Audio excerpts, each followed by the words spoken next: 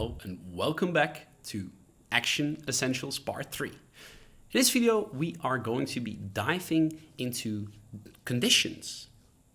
So let's get started.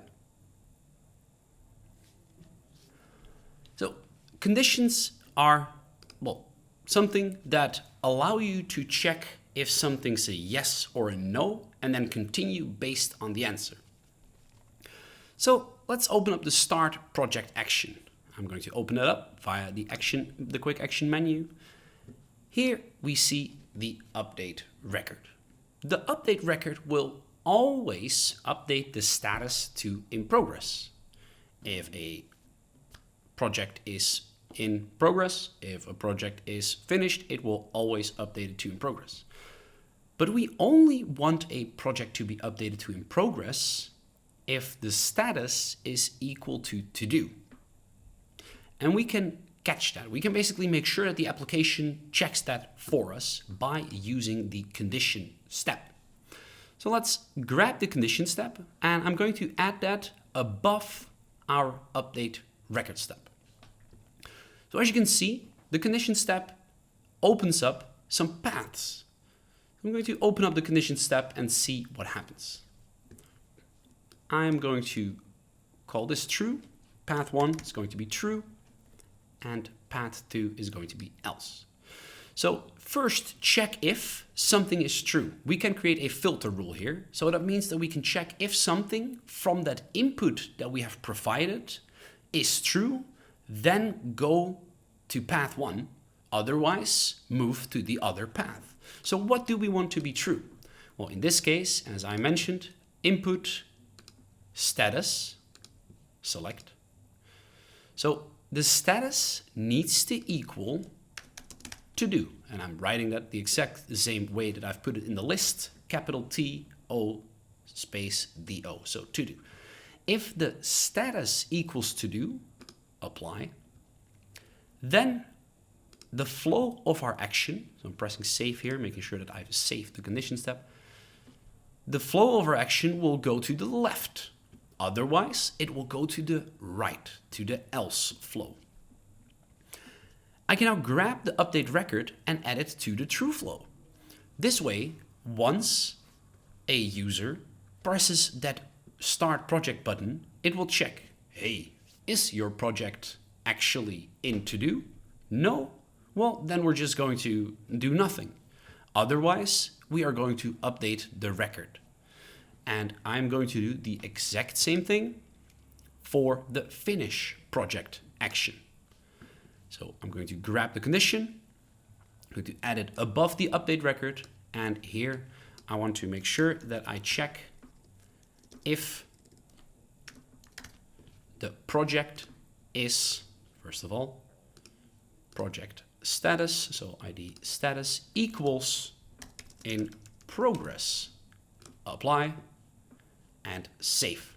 So now the condition is going to check if it's in progress, it's true, and if it isn't in progress, then something else.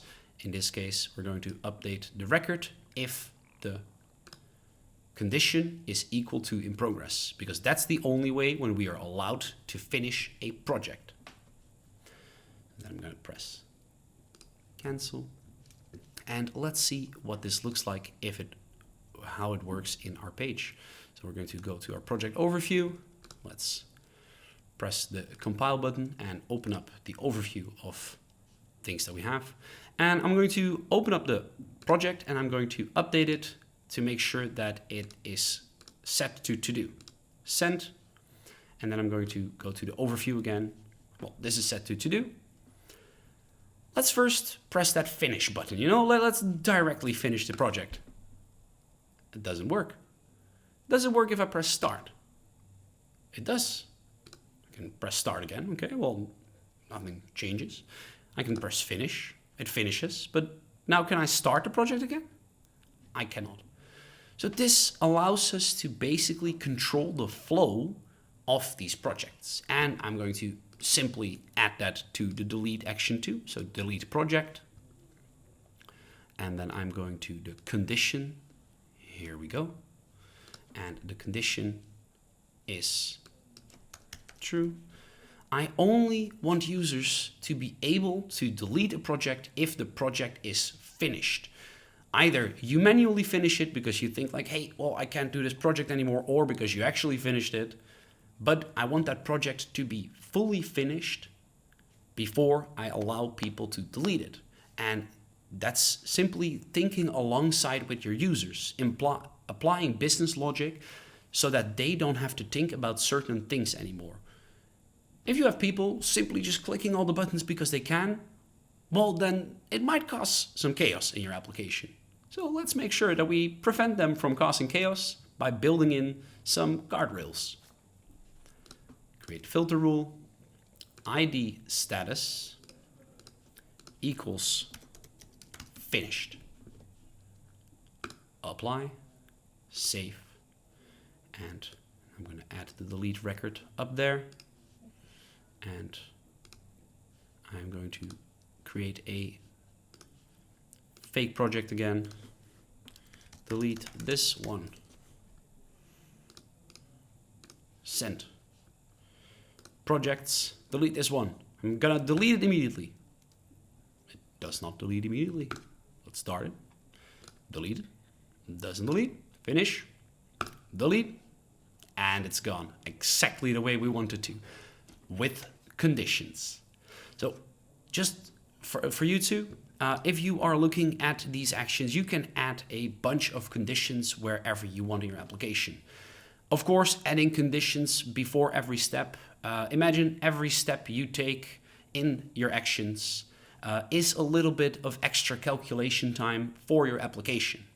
The calculations are done quite fast, but prevent putting conditions in whenever you don't really need them, but do put them in whenever you want to make sure that users need to follow a certain set of steps, or users need to follow a sense of business logic in your application. So this is the condition step. And in the next video, we are going to round up with the last step, the flow step, because we want to make sure that our application is managed properly. And I'm going to go into more details in the next video. So see you there.